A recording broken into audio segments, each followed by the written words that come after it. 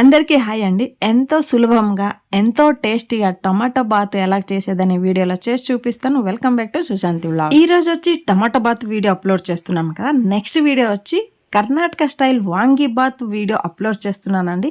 ఎలా చేస్తే రుచిగా ఉంటుంది, టేస్ట్గా ఉంటుంది. వాంగి బాత్ అంటే మళ్ళీ మళ్ళీ అడిగి తినేలా టేస్ట్గా ఉంటుంది. అలాంటి రెసిపీ నెక్స్ట్ వీడియోలో అప్లోడ్ చేస్తున్నాను. ఇప్పుడు టమాటా పులావ్కి కావాల్సిన పదార్థాలు చూసేద్దామా. టమాటాలు ఒక 1/2 కేజీ తీసుకోవాలి. టమాటా పులావ్లోన టమాటాలు ఎక్కువ పడుతుంది. అది పండు టమాటాలు ఒక 1/2 కేజీ తీసుకోవాలి. బియ్యం వచ్చేసి నేను మామూలు మనం ఇంట్లో అన్నం తింటాం కదా, అదే సోనా మసూరి రైసే తీసుకుంటాను 2 గ్లాసులు. ఈ గింజలు వచ్చి కర్ణాటకలో ఔరేకాళ అని దొరుకుతుంది. డిసెంబర్ జనవరిలో ఎక్కువ సీజన్ అండి.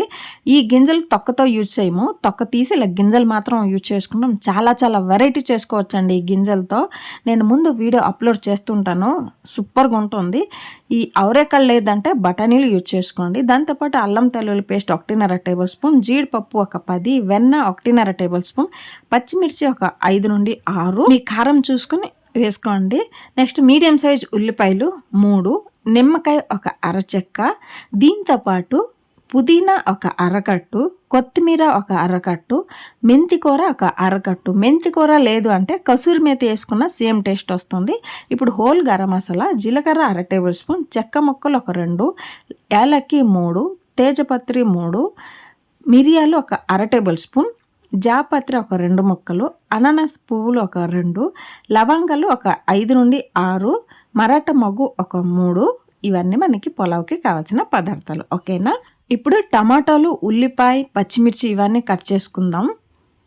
ఫస్ట్ కట్ చేసాం కదా, ఇలా టమాటా ముక్కలా కట్ చేసుకోవాలి. ఫస్ట్ మనం బియ్యం తీసుకున్నాం కదండి, ఒక అరగంట ముందే నానబెట్టి పెడితే టమాటా బాతు, టమాటా పులావ్ అనేది విడివిడిగా వస్తుంది. కర్ణాటకలో టమాటా బాతు అంటారు, మన ఆంధ్రాలో టమాటా పులావ్ అంటాం కదా. ఇప్పుడు అరగంట ముందు నానబెట్టేస్తే మన టమాటా బాతు విడివిడిగా వస్తుంది. స్టవ్ ఆన్ చేసి ఒక వెడల్పైన పాత్ర పెట్టి, కుక్కర్లో చేయట్లేదు టమాటా పులావ్, పాత్రలో చేస్తున్నాను. మందంగా ఉండాలి పాత్ర, అప్పుడే అడుగు మాడకుండా బాగుంటుంది. పాత్ర వేడైన తర్వాత వెన్న వేసి, వెన్న కరిగిన తర్వాత 5 నుండి 7 టేబుల్ స్పూన్ ఆయిల్ వేసి కొంచెం వేడైన తర్వాత హోల్ గరం మసాలా వేసుకొని 1 నిమిషం కొంచెం ఫ్రై చేసుకోవాలి. ఆ మసాలా ఫ్రై అయ్యాక దాంట్లో ఉన్న ఫ్లేవర్ అనేది బయటకు వస్తుంది. తర్వాత ఉల్లిపాయలు ఇలా పెద్ద పెద్ద స్లైసెస్గా కట్ చేసుకుని ఉల్లిపాయలు వేసి కొంచెం ఉప్పు వేసుకుంటే వేగంగా బ్రౌన్ కలర్ వస్తుంది. ఓకేనా. ఈ విషయం అందరికీ తెలుసు, నేను కొత్తగా ఏం చెప్పట్లే. కాకపోతే కొత్తగా వంట నేర్చుకున్న వాళ్ళకి కొంచెం హెల్ప్ అవ్వచ్చు. వేగం ఉప్పు వేస్తే వేగం బ్రౌన్ కలర్ వస్తుందని ఒక ఐడియా వస్తుంది. చూడండి, ఇలా బ్రౌన్ కలర్ వస్తేనే పులావ్ అనేది టేస్ట్ వస్తుంది. ఇలాగ ఉల్లిపాయలని బ్రౌన్ కలర్ వచ్చింది కదా, ఇలాంటప్పుడు మనం ఏం చేయాలంటే ఇందులో మనం తీసుకున్న జీడిపప్పు, నెక్స్ట్ వచ్చి పచ్చిమిర్చి వేసుకుని ఒక 2 నిమిషాలు ఫ్రై చేయాలి.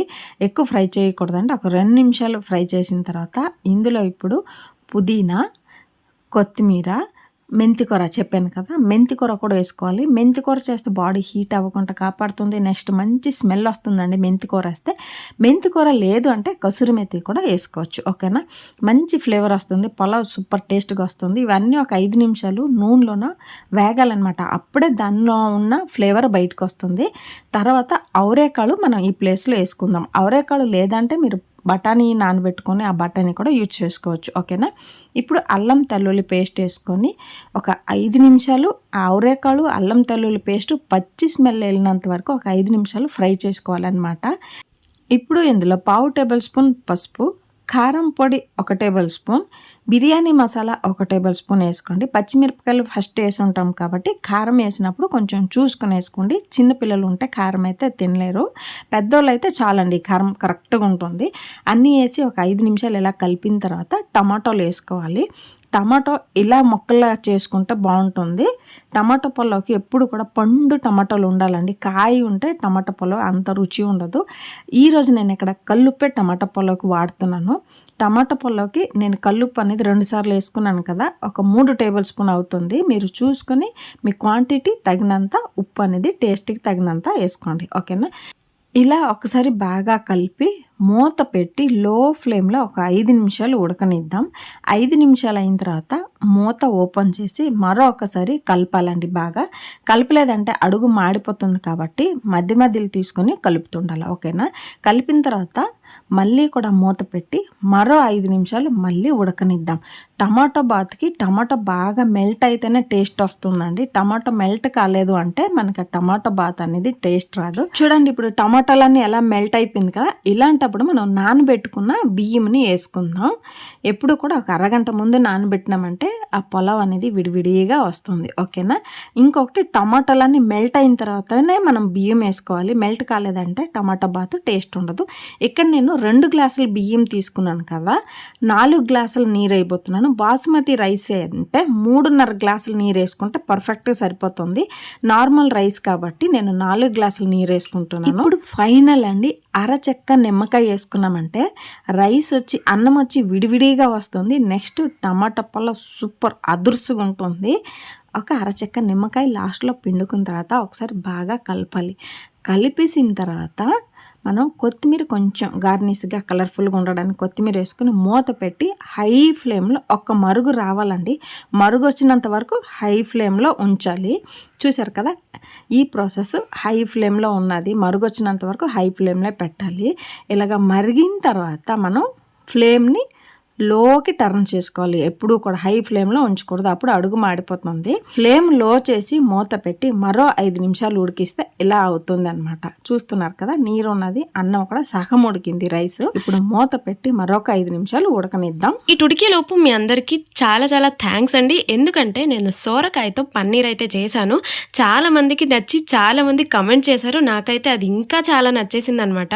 సో ఈ వీడియో కనుక మీరు మిస్ అయిపోయినట్లుంటే నేను ఎండ్ స్క్రీన్లో ఇచ్చుంటాను, మీరు వెళ్ళి ఖచ్చితంగా చెక్అవుట్ చేయండి. ఇప్పుడు ఒకసారి మూత ఓపెన్ చేసి కలపాలండి. మనం అలాగే వదిలేస్తే అడుగు అనేది మాడిపోతుంది కాబట్టి ఒక 2 నిమిషాలకి మధ్య మధ్యలో మూత తీసి ఇలాగా కలుపుతూ మళ్ళీ మూత పెట్టి మరో 2 నిమిషాలకి ఇలాగా ఉడకడానికి వదులుదాం. ఇప్పుడు చూడండి, నీరంతా కూడా ఆవిరైపోయింది. ఇలాంటప్పుడు మనం ఏం చేయాలంటే కొంచెం అన్నం అనేది 60% రైస్ ఉడికింది అన్నప్పుడు మనం కొత్తిమీర పుదీనా వేసుకొని మూత పెట్టి ఒక 5 నిమిషాలు ఉడకనిద్దాం. ఒక 5 నిమిషాలు ఉడకబెడితే 75% 80% ఉడుకుతుందండి. చూడండి, అన్నం అనేది ఇలాగ అవ్వాలన్నమాట. ఇలాగ అయినప్పుడు మూత పెట్టి స్టవ్ ఆఫ్ చేసుకోవాలి. మనం 100కి 100 ఉడకాలంటే చల్లగా అయిన తర్వాత అది బిసిబెళ బాత్ లాగా అంటే ముద్దలాగా అయిపోతుంది, పెరుగన్నం లాగా విడివిడిగా రాదు. సో ఎప్పుడూ కూడా ఇలాగ ఓపెన్ పాత్రలో ఉడకబెట్టినప్పుడు ఒక 80% ఉడికింది అంటే స్టవ్ ఆఫ్ చేసుకుని ఒక 10 నిమిషాల నుండి పావు గంట వదిలేస్తే ఇలాగా విడివిడిగా వస్తుంది.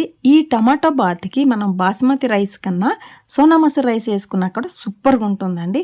టమాటా పలావ్ రెడీ అయిపోయింది, టమాటా బాత్ రెడీ అయిపోయింది. అంత విడివిడిగా వస్తుంది. చూసారు కదా, కలర్ కూడా అదర్స్ సూపర్గా ఉంది కదా. కర్ణాటకలో టమాటో బాత్, ఆంధ్రాలో టమాటా పలావ్, ఒకే రెసిపీ 2 పేర్లతో రెడీ అయిపోయింది. ఇప్పుడు తినడానికి మనం కూడా రెడీగా ఉన్నాం.